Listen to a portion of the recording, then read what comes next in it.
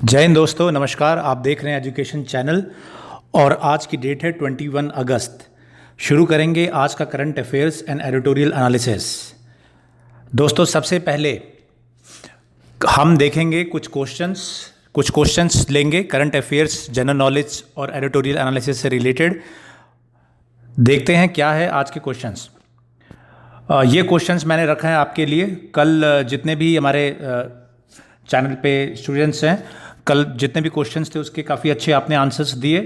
आज भी कुछ क्वेश्चंस हम लेके आए हैं और ये क्वेश्चंस मोस्टली जो करंट अफेयर्स हैं कल के उससे रिलेटेड है। और हमारी यही कोशिश रहेगी आगे भी कि जो आप पढ़ते जाए उसका रिवीजन होता जाए और जो एग्ज़ाम्स में जो प्रैक्टिकल क्वेश्चंस आ सकते हैं वो आपके सामने रखे जाए। तो ये क्वेश्चन है आज के। Name the first nuclear power plant of Arab world and which country is it in. जो पहला न्यूक्लियर पावर प्लांट है अरब वर्ल्ड का, उसका नाम बताना है और बताना है कौन सी कंट्री में है ये। दूसरा क्वेश्चन रखा है, what is national recruitment agency. National recruitment agency ये क्या है।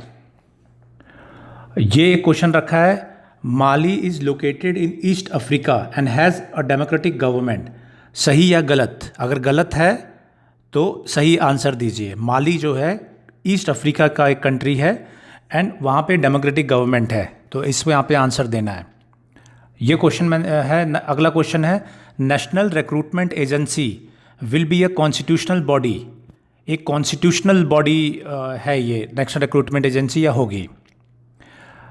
ये अगला क्वेश्चन है, CAG can not audit report of PM cares fund. Is there relevant section on constitution regarding this.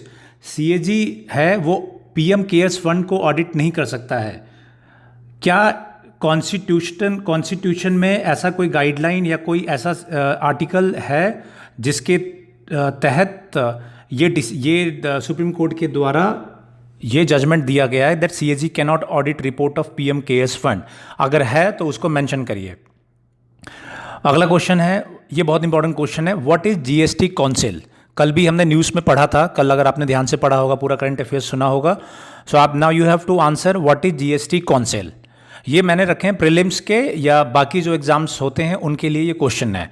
Now mains के लिए UPSC मेंस का एक क्वेश्चन है, वो मैंने रखा है।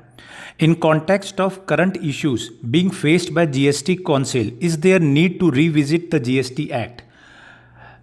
GST काउंसिल के सामने जो अभी प्रॉब्लम्स या इश्यूज हो रहे हैं, क्या इश्यूज हो रहे हैं वो आपको बताना है। तो क्या उसके चलते GST एक्ट को रिविजिट करने की ज़रूरत है। अब मेरे पास पॉइंट्स हैं बट वो मैं पॉइंट्स बताऊंगा, जो जो आंसर लिखेंगे उनको मैं बताऊंगा क्या क्या पॉइंट्स इसमें हैं और कैसे इस आंसर्स को फ्रेम करना है। क्वेश्चन एग्जैक्टली UPSC की तरह है। पिछले सालों में इस तरीके के क्वेश्चन आ भी चुके हैं, 18 में 17 में। क्वेश्चन एक बार फिर से बताता हूँ, in context of current issues being faced by GST council is there need to revisit the GST act. GST council के सामने जो नए इश्यूज आए हैं खासकर कोरोना के बाद में, सो उसके परिप्रेक्ष्य में क्या GST एक्ट को रिविजिट करने की आवश्यकता है। अब रिविजिट का मतलब ख़त्म करना भी हो सकता है, कुछ अमेंडमेंट करना भी हो सकता है, कुछ एक्स्ट्रा जोड़ना घटाना भी हो सकता है ना। वो आपके ऊपर है कैसे आप लिखते हैं। आप जब एक बार लिखेंगे then I will give my point. So ये क्वेश्चन हमने शुरू में रखा है, इसके जिसके आंसर्स आते हैं वो लिखेंगे। और कुछ क्वेश्चंस मैंने रखे हैं वो एडिटोरियल, एक बार हम आज के करंट अफेयर्स और एडिटोरियल पर देखने के बाद में वो क्वेश्चंस हाफवे बीच में एडिटोरियल पे जब हम पहुंचेंगे तब वो क्वेश्चंस मैं आपको पूछूंगा। तब तक आप करंट अफेयर्स आज के ध्यान से सुनते रहिए और समझते रहिए। बहुत शॉर्ट में और बहुत सुलझे हुए तरीके से जो भी बिंदु हैं वो यहाँ पे रखे जाते हैं। और जो भी हमारे साथी नए जुड़े हैं चैनल को सब्सक्राइब कर लेंगे जिससे कि इम्पॉर्टेंट नोटिफिकेशन अपडेट आपको मिलते रहे और एग्ज़ाम से संबंधित जो क्वेश्चंस हैं वो भी आपको तैयार करवाते रहे। क्योंकि मेरा ये प्रयास है कि सिर्फ आप न्यूज़ को जानिए मत, कैसे वो न्यूज़ आपको हेल्प कर सकती है एग्ज़ाम में और UPSC के मेंस में, वो भी हम लोग साथ साथ कवर करते चलेंगे। तो आइए दोस्तों शुरू करते हैं आज का करंट अफेयर्स। ये आज की न्यूज़ है पहली, ये सुप्रीम कोर्ट से रिलेटेड है। यहाँ पे जो प्रशांत भूषण के खिलाफ 20 अगस्त को जो डिसीजन दिया जाना था, उनके कन्विक्शन से संबंधित सज़ा सुनानी थी, उसको बढ़ा दिया गया है। सो ये आपको यहाँ पे ध्यान रहे। फिर यहाँ पे आप देख सकते हैं, यहाँ पे के वेणुगोपाल, ये अटॉर्नी जनरल ऑफ इंडिया है। मैं आपको बता देता हूँ अटॉर्नी जनरल ऑफ इंडिया के बारे में 2018 में यूपीएससी में 15 नंबर का क्वेश्चन आया था। ये मैं बेसिक बता दूँ, attorney general of India is the Indian government chief legal adviser and is primary lawyer in the Supreme Court of India. तो ये जो टॉप मोस्ट लॉ ऑफिसर होते हैं वो होते हैं attorney general of India. Article 76(1) के तहत प्रेसिडेंट इनको अपॉइंट करते हैं। आर्टिकल 76 में अटॉर्नी जनरल ऑफ इंडिया के बारे में डिटेल में दिया है, उस आर्टिकल को भी पढ़ेंगे। और उसके बाद उनकी जो प्रोविज़न है, किस तरीके के उनकी क्वालिफिकेशन होना चाहिए, that has also been given in article 76। तो प्रीलिम्स के हिसाब से आप आर्टिकल 76 ध्यान में रखेंगे और मेंस यूपीएससी आईएएस मेंस के लिए आर्टिकल 76 में जो पॉइंट दिया है क्या हु इज़ अटॉर्नी जनरल, उनका कैसे अपॉइंटमेंट होता है और उनके क्या क्या काम रहते हैं। और क्वेश्चंस क्या ऐसा आएगा, हु इज़ अटॉर्नी जनरल, नहीं, ये प्रीलिम्स में आ सकता है लेकिन मेंस में नहीं आएगा। मेंस में क्या आएगा, मेंस में आएगा कि कंटेम्प्ट ऑफ कोर्ट या फिर बाकी जो जिसमें अटॉर्नी जनरल का रोल अभी हाल फिलहाल में आपने जो देखा है उसके परिप्रेक्ष्य में पूछा जाएगा। ऐसे पूछ सकते हैं कि in context of the recent decisions of Supreme Courts how do you see the role of attorney general. तो आप देखते चलिए इसमें क्या हुआ। इसमें ये हुआ कि इस केस में अटॉर्नी जनरल जो है उन्होंने ये कहा था कि you have convicted him but do not punish him. उन्होंने कहा कि प्रशांत भूषण को आपने कन्विक्ट कर दिया है बट उनको कोई सज़ा न सुनाई है। लेकिन सुप्रीम कोर्ट ने उनको बीच में रोक दिया और कहा कि प्रशांत भूषण अपनी बात रखे और उनको 2-3 दिन का समय दिया है। सो ये एक इसमें पॉइंट है अटॉर्नी जनरल से संबंधित। तो ये अगर क्वेश्चंस आते हैं तो आपको ये मालूम चलते रहना चाहिए कि क्या डेवलपमेंट्स हो रहे हैं और किस तरीके से अटॉर्नी जनरल के रोल का फ़र्क पड़ रहा है। अब देखेंगे हम लोग नेक्स्ट टॉपिक हमारा जो एग्ज़ाम से के लिए इम्पोर्टेंट है। यहाँ पे 2 टर्म्स का इस्तेमाल हुआ है, federation of Indian animals protection organisation, ये FIAPO है, इसको याद कर लीजिएगा, किसी भी एग्जाम के लिए इंपॉर्टेंट है। Federation of Indian animals protection organisation एक ऑर्गेनाइजेशन होता है एंड दूसरा है people for ethical treatment of animals, PETA. ये आपको पता होगा। बेसिकली ये न्यूज़ है जो सर्कस में जो जानवर होते हैं उनकी कंडीशंस, उनकी हालत को चेक करने के लिए। लेकिन हमारे लिए इंपॉर्टेंट क्या है, ये जो दोनों ऑर्गेनाइजेशन है मैंने हाईलाइट कर दिया, इसको आप लोग याद रखिएगा इसके। और ये याद रखिएगा कि ये एनिमल्स के लिए, जानवरों के लिए काम करते हैं। नाउ ये न्यूज़ है अरुणाचल प्रदेश से। इसको मैं कई बार कवर कर चुका हूँ। ये बेसिकली ये है कि अरुणाचल प्रदेश के 2 रीजन्स, वहाँ पे 2 ऑटोनोमस काउंसिल और रीजन बनाए जाने की बात की जा रही है, मॉन ऑटोनोमस रीजन और दूसरा है पटकाई ऑटोनोमस काउंसिल। और इसको बनाने के लिए अरुणाचल प्रदेश को 6th शेड्यूल के अंदर लाना पड़ेगा। सो यहाँ पे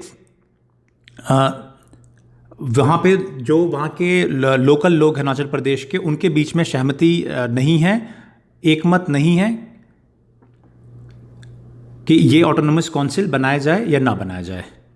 तो इसको मैं पहले डिटेल में कवर भी किया है, इसको देख लेंगे 6th शेड्यूल को। 6th शेड्यूल में ऑलरेडी कुछ स्टेट्स हैं और वही स्टेट्स सिर्फ उन्हीं स्टेट्स में ऑटोनोमस काउंसिल्स बनाए जा सकते हैं। बार बार ये क्वेश्चन आ रहा है, बार बार ये टॉपिक आ रहा है, चांसेस है कि 100% इसमें प्रीलिम्स में या किसी एग्ज़ाम में इससे रिलेटेड क्वेश्चंस आना ही आना है। ये 5th शेड्यूल में क्या है, 6th शेड्यूल में क्या है, नागालैंड कौन से कॉन्स्टिट्यूशनल आर्टिकल के अंदर उसमें पावर हैं, ये क्वेश्चन आप ऑलमोस्ट 100% आप उम्मीद कर लीजिए कि आना ही है। और नेक्स्ट हमारा क्या इंपॉर्टेंट है, नेक्स्ट है हमारा editorial. Now will see editorial. So पहला एडिटोरियल है, ये नेशनल रिक्रूटमेंट जो एजेंसी है उससे रिलेटेड है। ये कह रहे हैं कि यूनियन कैबिनेट ने डिसीजन लिया है कि एक नेशनल रिक्रूटमेंट एजेंसी वो बनाई जाएगी जो नॉन गेजेटेड जॉब्स के लिए प्रीलिम्स का एग्ज़ाम लेगी। नाउ फिर ये कहते हैं कि ग्रुप सी, इसके ये देख लीजिए, जब प्रीलिम्स में क्वेश्चन आएगा वो इस तरीके से आएगा कि नेशनल रिक्रूटमेंट एजेंसी बनाई जा रही है, उसके क्या क्या उसके काम रहेंगे। तो उससे रिलेटेड कई आपको 3-4 ऑप्शंस दे देंगे और फिर पूछेंगे क्या सही है गलत है ये है। तो ये ऑप्शंस को ध्यान से सुनते रहिएगा। ये है कि ग्रुप बी और सी की नौकरियों के लिए ये है पहली चीज़। दूसरी ये है कि ग्रुप इसमें 1.25 लाख जॉब निकलते हैं, मतलब नेशनल रिक्रूटमेंट एजेंसी जो एग्ज़ाम लेगी अभी उसमें कभी कम से कम 1.25 लाख वैकेंसी निकलेगी और उसमें करीब 2.5 करोड़ 2.5 करोड़ एस्पायरेंट्स उसमें बैठते हैं। उसके बाद इसके बेनिफिट क्या है? बेनिफिट ये है कि जो कैंडिडेट्स हैं उनको ट्रैवल नहीं करना पड़ेगा शहरों में, क्योंकि ये हर डिस्ट्रिक्ट में ये एग्ज़ाम्स की सुविधा रहेगी। तो आपको किसी बड़े शहर में जाके एग्ज़ाम देने की ज़रूरत नहीं है। दूसरा ये कहते हैं कि उनसे उनका टाइम बचेगा और जो मेहनत लगती थी वहाँ तक जाने में वो बचेगा, जिसको आप यूज़ कर सकते हैं अपनी पढ़ाई में। फिर ये कह रहा है कि आप अपना स्कोर जो है इसका 3 साल के लिए वैलिड रहेगा। एक बार एग्ज़ाम देंगे और 3 साल तक के लिए वो स्कोर, उसी स्कोर से आप अप्लाई कर सकते हैं। फिर ये कह रहे हैं कि रीजनल लैंग्वेज में ये एग्ज़ाम रीजनल लैंग्वेज में भी उपलब्ध रहेगा। तमिल, तेलुगु जो शेड्यूल की लैंग्वेजेस हैं वो उन लैंग्वेजेस में ही उपलब्ध रहेगा। अभी फ़िलहाल 12 लैंग्वेजेस में है। फिर ये एक बहुत इंपॉर्टेंट है कि जो बजट स्पीच था इस साल का, उस बजट में भी रिक्रूटमेंट एजेंसी के बारे में कहा गया था। और उसमें जो ये बताया गया था कि एनआरए जो नेशनल रिक्रूटमेंट एजेंसी है वो इंडिपेंडेंट प्रोफेशनल स्पेशलिस्ट ऑर्गेनाइजेशन बनेगा। और इसके लिए जितने भी डिस्ट्रिक्ट्स हैं उन सब में इसको लागू किया जाएगा। फिर उसके बाद ये कह रहे हैं कि अभी क्या है, बट ये कहते हैं कि सिर्फ नेशनल रिक्रूटमेंट एजेंसी बनाने से काम नहीं होगा, क्योंकि जो वैकेंसीज़ हैं वो ऑलरेडी फिल नहीं हो रही है। तो जब तक वैकेंसीज फिल नहीं होगी तो एग्ज़ाम का पैटर्न चेंज कर देने से कोई फ़ायदा नहीं होना है। फिर ये कहते हैं कि जो रेलवे की कोर जॉब्स हैं वो ऑलरेडी ट्रांसफ़र किए जा रहे हैं प्राइवेट सेक्टर्स को, तो उससे काफ़ी हमारा नौकरियों पे प्रभाव पड़ेगा। फिर वो कहते हैं कि रेलवे और डिफेंस सेक्टर है उनसे सिर्फ 14% ही नौकरियाँ आती है पब्लिक एम्प्लॉयमेंट में। जो पब्लिक नौकरियाँ हैं उसकी सिर्फ 14% आती हैं जो सेंट्रल की ये रेलवे और डिफेंस सेक्टर है। उसके अलावा बाकी सारी नौकरियां स्टेट्स के पास है। मतलब भारत में जितनी सरकारी नौकरियां है उसमें से 14% रेलवे और डिफेंस के पास में है, बाकी सब स्टेट्स गवर्नमेंट की नौकरियां होती हैं। तो उनका ये कहना है कि स्टेट्स गवर्नमेंट को भी ऐसे रिफॉर्म ले आने चाहिए एनआरए जैसे। फिर ये इसको अप्रिशिएट कर रहे हैं कि इससे ट्रांसपेरेंसी बढ़ेगा और लोगों को सहूलियत मिलेगी कि अपने डिस्ट्रिक्ट में एग्ज़ाम दे ले, लेकिन इसको और बेहतर बनाने की आवश्यकता है। सो ये एक अच्छा आर्टिकल था, बेसिक पॉइंट मैंने बता दिए। नेक्स्ट क्या है? नेक्स्ट ये आर्टिकल है जो मध्य प्रदेश के सीएम जिन्होंने कहा है कि जो लोकल्स हैं मध्य प्रदेश में वहाँ की नौकरी उन्हीं के लिए रिजर्व रहेगा, उस पर ये आर्टिकल है। फिर ये कहते हैं कि इस तरीके की जो स्टेटमेंट है ये कोई नया नहीं है, पहले भी कई स्टेट्स इस तरीके की बातें कहते आए हैं। और फिर उसके बाद ये कहते हैं कि हाल ही फ़िलहाल में कुछ स्टेट्स जैसे कर्नाटका, गुजरात, आंध्र प्रदेश, हरियाणा, तेलंगाना डोमिसाइल से रिलेटेड इस तरीके की डिमांड कर रहे हैं कि प्राइवेट सेक्टर में भी उनको वरीयता मिले, जो वहाँ के लोकल्स हैं इन स्टेट्स के उनको बेनिफिट मिले। इसके लिए ऑलरेडी अपनी आवाज़ वो उठा रहे हैं। फिर उसके बाद ये कहते हैं कि इसके कुछ फ़ायदे भी हैं, क्योंकि जो लोकल स्टेट्स होते हैं वहाँ पे काम करने के लिए लोकल लैंग्वेजेस जिनको आता है अगर वो रिक्रूट होंगे तो उससे फ़ायदा भी मिलेगा। तो इसलिए कहते हैं कि एक तरीके से ये सही भी है, लेकिन सिर्फ ये कहना ये कहना कि सिर्फ लोकल से काम करे उससे कोई ज़्यादा बेनिफिट नहीं है, क्योंकि स्किल सेट होना भी बहुत ज़रूरी है। और यही सबसे बड़ी प्रॉब्लम है कि अगर आप लोकल्स को कर देंगे बिल्कुल हार्ड एंड फास्ट, देन आपको हो सकता है स्किल सेट ही ना मिले। फिर उसके बाद ये कहते हैं कि एक एग्जांपल देते हैं कि गुजरात का एग्जांपल देते हुए कहते हैं कि वहाँ पे ये बात कह रहे हैं कि प्राइवेट सेक्टर में 85% रिजर्वेशन कर दिया जाए जो लोकल्स के लिए, उन्हीं को मिले। लेकिन फिर वो ये कहते हैं कि एक डेटा के हिसाब से जो एक स्टडी की गई उससे ये मालूम चला कि वहाँ पे ऑलरेडी 92% लोकल ही काम कर रहे हैं। सो जो 85% की डिमांड है उसका कोई सेंस नहीं है, बिकॉज ऑलरेडी वहाँ पे 92% काम कर रहे हैं। सो ये इनका ये आर्टिकल है जो ये कह रहा है कि सिर्फ लोकल्स को जॉब देने से काम नहीं होगा, उसके हिसाब से स्किल सेट्स भी होने चाहिए। नेक्स्ट ये आर्टिकल हम देखेंगे द मैरिज एज मिसकंसेप्शन। सो ये रिलेटेड है जो अभी हाल ही में 15 अगस्त को प्रधानमंत्री जी ने कहा था कि जो लड़कियों की शादी की एज है उसके बारे में उसको स्टडी करने के लिए कमेटी बनाई गई है। और एक ये प्रपोजल है जहाँ पे उनकी एज बढ़ा के 21 ईयर्स कर दिया जाए शादी की एज। और उसका कारण ये दिया गया है कि कम एज में शादी होने से माल न्यूट्रिशन से सफ़र करना पड़ता है और अर्ली प्रेगनेंसी होने से भी उनके हेल्थ पे फ़र्क पड़ता है।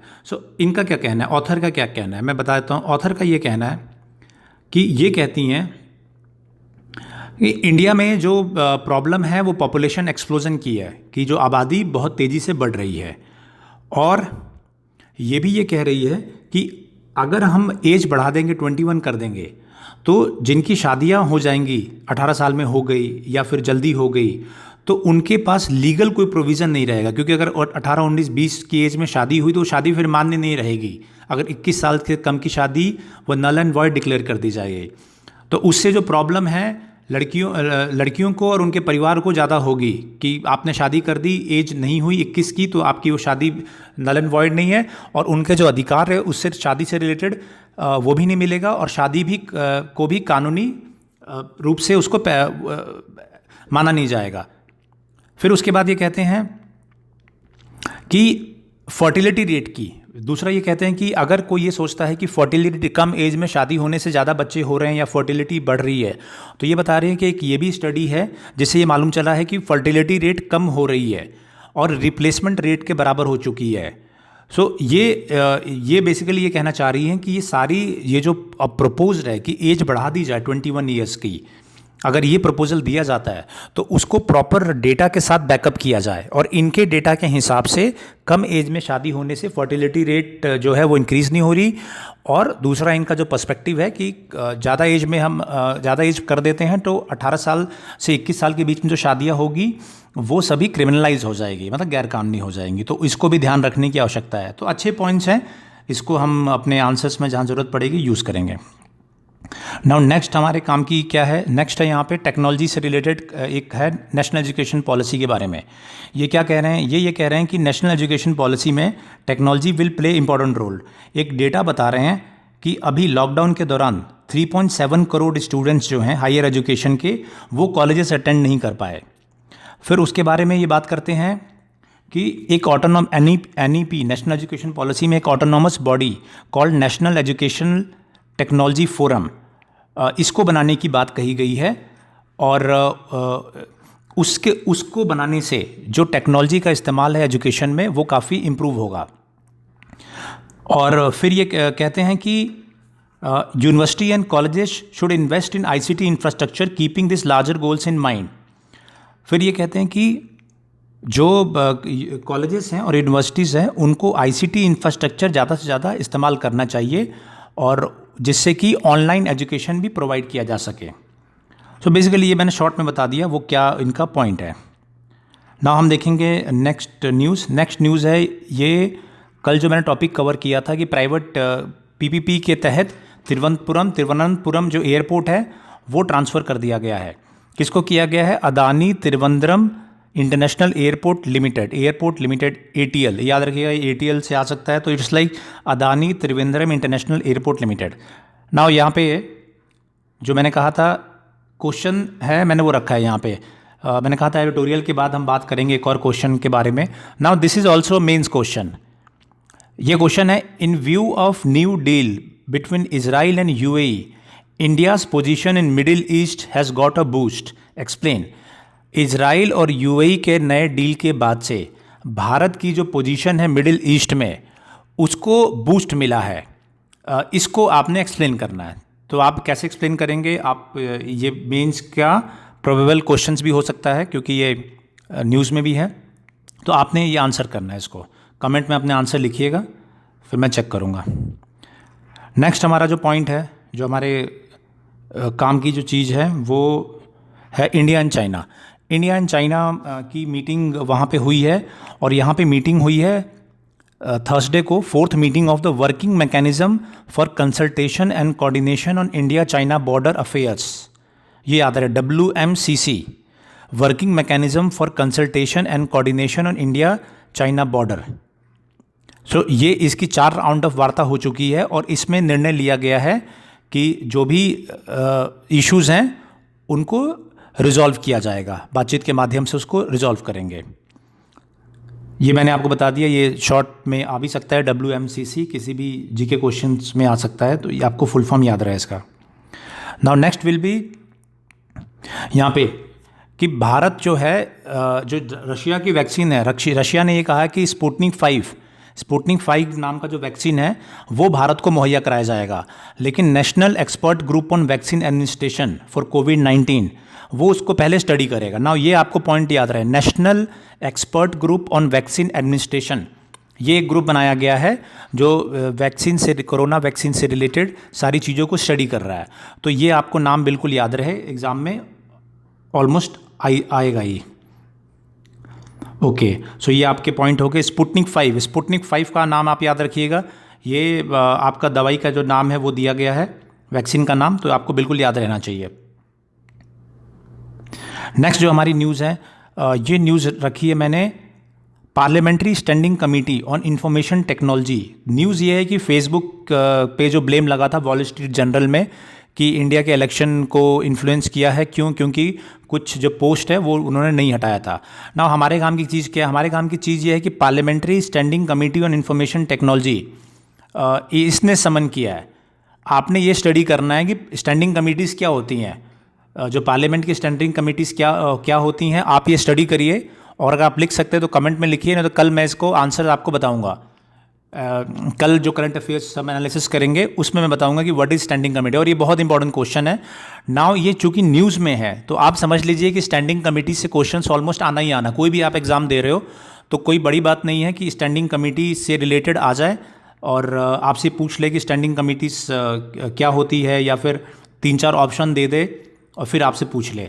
तो ये अभी फ़िलहाल आपको ये ध्यान रहे, पार्लियामेंट्री स्टैंडिंग कमेटी ऑन किस पे है, ऑन इंफॉर्मेशन टेक्नोलॉजी। किसने समन किया है फेसबुक को, इंफॉर्मेशन टेक्नोलॉजी से रिलेटेड पार्लियामेंट्री स्टैंडिंग कमेटी है, उसने समन किया है। ये बिल्कुल आपको जो न्यूज़ में चल रही है चीज़ें वो याद रहे, लेकिन बेसिक इसका क्या है, बेसिक स्टैंडिंग कमिटीज़ हैं। तो ये मैंने आपको बता दिया, इसमें अगर क्वेश्चन आए तो बिल्कुल गलती नहीं होनी चाहिए। इसमें एग्ज़ाम में अगर आता है तो बिल्कुल आप उसको सही करके आना है। नाउ यहाँ पे एक है कुलभूषण जाधव से रिलेटेड है, यहाँ पे नाम लिया गया है international court of justice. Now आपने क्या करना है, ये इंटरनेशनल कोर्ट ऑफ जस्टिस कहाँ पे है और क्या इसकी वर्किंग है, किस चीज़ पे क्या इनका मैंडेट है, आपने वो स्टडी कर लेना है। अगर लिख सकते हैं कमेंट में तो लिखिए। क्यों दे रहा हूँ आपको टास्क में, जो टर्म्स यूज़ हो रहे हैं हमने उस पर ज़्यादा फोकस रखना, क्योंकि international court of justice bar bar news में आ रहा है। सो चांसेस हैं कि इंटरनेशनल कोर्ट ऑफ जस्टिस आपसे पूछ ले कि कहाँ पे ये लोकेटेड है, या फिर या किस चीज़ के लिए काम करता है। तो इंटरनेशनल कोर्ट ऑफ जस्टिस आप देखेंगे, उतना भी आप बेसिक कर ले तो आप जो कुछ क्वेश्चंस प्रीलिम्स वगैरह के आप इजीली आंसर कर सकते हैं। नाउ ये है इंडिया बांग्लादेश से रिलेटेड। मैंने कल बताया था कि जो वहाँ पे बांग्लादेश से बातचीत हुई है और फॉरेन सेक्रेटरीज लेवल बातचीत हुई है, उस बातचीत में क्या निकल के आया मैं आपको बता देता हूँ। वहाँ पे ये है कि जो मॉनिटरिंग मैकेनिज्म एक बनाया गया है, जिससे कि जो ऑनगोइंग प्रोजेक्ट्स हैं उनको उन पे नज़र रखी जा सके कि उनका टाइमली कंप्लीशन हो। ना हमारे लिए क्या इंपॉर्टेंट है कि कौन से प्रोजेक्ट्स चल रहे हैं, तो ये याद रहे, रामपाल मैत्री पावर प्लांट, बिल्कुल ध्यान रहे, रामपाल मैत्री पावर प्लांट। ये पूछ लेगा भाई रामपाल मैत्री पावर प्लांट क्या है, तो ये इंडिया जो बांग्लादेश में प्रोजेक्ट कर रहा है। फिर इंडिया बांग्लादेश फ्रेंडशिप पाइपलाइन, ये तो नाम से क्लियर है। रेल लिंक, अब ना ध्यान रहे, rail link between Akhaura Agartala, फिर Chilahati Haldibari and Khulna Mongla rail line that are to be completed by 2021। अब ये तीनों जो रेल लाइन है बिल्कुल आपको ध्यान रखना चाहिए, और आप मैप में भी जाके देखिए कि अखौरा अगरतला ये कहाँ पे है, फिर चिल्हाटी हल्दीबारी आप इसको देखिए। तो ये तीनों जो रेल लाइन है मैंने आपको बता दिया, नाम बिल्कुल आपको नहीं भूलना है, याद कर लीजिए। और याद करने का तरीका है कि एक बार मैप में आप जाके देख लीजिए। ये एक बहुत इंपॉर्टेंट न्यूज़ है, जो इंदौर को क्लीनेस्ट सिटी माना गया है कि सबसे क्लीनेस्ट सिटी इंदौर है। ना ये हमारे काम की चीज़ नहीं है, ठीक है, इंदौर कई सालों से है, उसमें कोई लगातार 4 सालों से। हमारे लिए क्या है, ये सर्वे किया किसने है, ये किया है स्वच्छ सर्वेक्षण 2020 रिपोर्ट है। ना ये भी हमारे काम की चीज़ नहीं है, हो सकता है ये भी ना, क्या आएगा, ये किसने रिलीज़ किया, ये रिलीज़ किया union housing and urban affairs ministry. ये आपको ध्यान रहे, स्वच्छ सर्वेक्षण 2020 and union housing and urban affair ministry ये इसको जारी करता है। अगला इंपॉर्टेंट क्या है, उसमें आएगा आपको ऑप्शंस कि भाई ये स्वच्छ पूछेगा कि इंदौर जो है क्लीनेस्ट सिटी हुआ है, इससे संबंधित ये 4 पॉइंट्स है। फिर वो कहेगा कि ये रिपोर्ट तैयार करता है स्वच्छ सर्वेक्षण 2020 रिपोर्ट के तहत वो फर्स्ट आया है। फिर लिखेगा कि ये रिपोर्ट एग्रीकल्चर मिनिस्ट्री तैयार करती है और ये सर्वे 3000 सिटीज़ में हुआ है। तो आपको सही गलत बताना होता है। तो ना ये सर्वे कितने सिटीज़ में हुआ, 4000 सिटीज़ में हुआ है, ये बिल्कुल आपको ध्यान रहे। कोई भी चीज़ अगर आप पढ़े तो उसके सारे बिंदु पढ़ लिया करिए। फिर आप देखिए रैंकिंग देख लीजिए, rank number 1 following by Surat, second Surat है, नवी मुंबई थर्ड है, अंबिकापुर है, मैसूर है, विजयवाड़ा, अहमदाबाद, न्यू दिल्ली और फिर आगे हैं। तो शुरू के 3 4 5 आपको ध्यान रहने चाहिए। और फिर अगला क्या है, अगला यहाँ मैंने लिखा है, अगला मैंने यहाँ बना दिया है कि 73 शुरू में कब कितने सिटीज़ में था, ये 73 सिटीज़ में था। अब कहाँ, अब कितने सिटीज़ में है, 4242 सिटीज़ में ये सर्वे हुआ है। तो ये आपने बिल्कुल ध्यान में रहना चाहिए, इसमें कोई डाउट ना रहे। Now will move to next. इसमें है जो हमारे एक्सटर्नल अफेयर्स मिनिस्टर है एस जयशंकर, उन्होंने कहीं टॉक के दौरान ये कहा है कि ब्लेम्स जो कोरोना के टाइम पे जो मल्टीलेटरल ऑर्गेनाइजेशन है उन्होंने अपना रोल ठीक से प्ले नहीं किया। नाउ हमारे लिए क्या इंपॉर्टेंट चीज़, हमारे लिए इंपॉर्टेंट ये है ASEAN India network of think tanks, AINTT। ASEAN क्या ग्रुपिंग है आप पढ़िएगा, कमेंट में लिखिएगा व्हाट इज़ एशियान ग्रुपिंग और उसमें कौन कौन सी कंट्रीज़ है। देखिए हमें पढ़ना ऐसे कि जैसे ही कोई चीज़ न्यूज़ में आ गई तो फिर हमें वेट नहीं करना है, या तो मैं आपको बता दूं कि एशियान क्या है, बट आई वांट कि आप एक बार मेहनत करिए और नहीं होता है तो then you put in the comments कि आप इसको नहीं सॉल्व कर पा रहे हैं, तो फिर मैं करूँगा। Meeting of ASEAN India network of think tanks, तो ये AINTT क्या है ये आपको ध्यान रहे, और एशियान क्या है वो आप मुझे बताइए, और उसमें कौन से ग्रुप्स हैं, कौन सी कंट्रीज़ हैं। नाउ ठीक है, ये इंपॉर्टेंट जो हमारे काम की न्यूज़ है, इसमें यही एशियान को आप पढ़ लीजिए, तो उसी से वही चीज़ हमारे काम की है इसमें। नाउ नेक्स्ट क्या है, नेक्स्ट ये है श्रीलंका से रिलेटेड। श्रीलंका से क्या रिलेटेड है, श्रीलंका से ऑलरेडी हमको मालूम है कि इलेक्शन हुआ था, वहाँ गोटाबाया राजपक्षा ये वहाँ पे हैं और वहाँ पे अमेंडमेंट किया जा रहा है। कौन सा किस अमेंडमेंट को ख़त्म किया जा रहा है, 19th अमेंडमेंट, और वहाँ पे नया कॉन्स्टिट्यूशन बन रहा है। तो अभी वो पूछेगा कि हाल ही में कौन से कंट्री में नए कॉन्स्टिट्यूशन बनाने की प्रक्रिया शुरू हुई है, तो आप लिखेंगे श्रीलंका। और कौन सा अमेंडमेंट है, 19th अमेंडमेंट, जो पास हुआ था कब, 2015 में। क्या करता है, प्रेसिडेंशियल पावर को कम कर देता है और प्रेसिडेंशियल की एग्जीक्यूटिव पावर को कम करता है और उसके टर्म्स को कम कर देता है कि 2 ही बार आप वो रहेंगे, ठीक है। फिर ये कहता है ये प्रिंसिपल रहेगा, 1 country 1 law for all people, ये प्रिंसिपल पे काम करेंगे। और फिर यहाँ पे जो प्रोपोर्शनल रिप्रेजेंटेशन सिस्टम है उसको रिटेन करेंगे। नाउ यहाँ पे मैंने आपके लिए क्वेश्चन रखा है, अगर आप आंसर कर सकते हैं, FPTP एंड प्रोपोर्शनल जो सिस्टम है इलेक्शन का, उसमें क्या डिफरेंस है, फर्स्ट पास दी पोस्ट और प्रोपोर्शनल सिस्टम, इसमें क्या डिफरेंस है। और ये कोई बड़ी बात नहीं है कि चूँकि श्रीलंका का प्रोपोर्शनल सिस्टम न्यूज़ में है, तो आप इससे क्वेश्चन आपके किसी एग्ज़ाम में आ जाइए, तो ये जो एग्ज़ाम्स में आने वाले क्वेश्चन हैं वही मैं आपको बता रहा हूँ। तो आप लिखिए कि FPTP एंड प्रोपोर्शनल सिस्टम्स में क्या डिफरेंस है। नाउ नेक्स्ट हमारा टॉपिक है, ये मैंने बता दिया, ये बेलारूस बहुत बार न्यूज़ में आ रहा है। तो अलेक्जेंडर लुकाशेंको, कल मैंने राजधानी पूछा था आपसे, आपने ऑलमोस्ट जितने भी हैं उन्होंने सही आंसर दिया, मिन्स्क। और यहाँ पे देखिए, यहाँ पे लिखा भी हुआ है कैपिटल। और दूसरा ये है कि प्रेसिडेंट कौन है, अलेक्जेंडर लुकाशेंको। तो ये आपको ध्यान रहे, इसमें कोई गलती ना करना। और इसको मैप में भी एक बार देख लीजिए कि बेलारूस के सराउंडिंग कौन कौन सी कंट्रीज़ हैं। और इसका ये भी आपको ध्यान रहे कि जो सोवियत यूनियन था वो जब उसका विघटन हुआ था या जब बटा था, उसमें से ये टूट के बना था ये बेलारूस। तो ये भी आप, इसीलिए रशियन का काफ़ी यहाँ पे वो रहता है, और यूरोपियन यूनियन इसीलिए इससे अलग रहता है। तो आप बिल्कुल इसको स्टडी कर लीजिए बेलारूस को। यूरोपियन यूनियन के भी बार बार इसमें नाम आ रहा है, तो यूरोपियन यूनियन भी आप एक बार देखिए कि यूरोपियन यूनियन में कौन कौन सी कंट्रीज़ हैं और क्या उसमें सैंक्शन लगाए जा रहे हैं। नाउ यहाँ पे है हांगकांग, अमेरिका ने एक्सट्रेडिशन ट्रीटी जो है वो सस्पेंड कर दी है, किसके साथ में, हांगकांग के साथ में। और कौन कौन सी कंट्री ने सस्पेंड कर दिया है, कनाडा, ऑस्ट्रेलिया एंड ब्रिटेन ने ऑलरेडी सस्पेंड कर दिया है।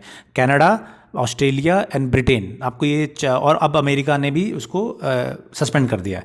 एक्सट्रेडिशन ट्रीटी बेसिकली ये रहता है कि जो भी आपके यहाँ पे का क्रिमिनल है और किसी जगह पे जाके छुप गया क्राइम करके, तो आप उसको बुला सकते हैं। जैसे अभी भी विजय माल्या के संबंध में ब्रिटेन से हमारा एक्सट्रेडिशन ट्रीटी के तहत उसको एक्सट्रेडिशन करने की बात चल रही है।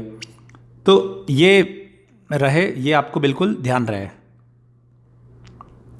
अगली न्यूज़ क्या है, अगली जो है ये इकोनॉमी से संबंधित है। अब आपने ये न्यूज़ पढ़ी, इसमें काम की चीज़ क्या है, अभी इसमें 3-4 काम की चीज़ देखिए। World number 5 economy reports first quarter GDP data on August 31, तो वर्ल्ड नंबर 5 इकोनॉमी किसको बोल रहे हैं? इंडिया को बोल रहे हैं। और फिर क्या कह रहे हैं कि 20% कॉन्ट्रैक्शन होगा हमारी भारत की इकोनॉमी में।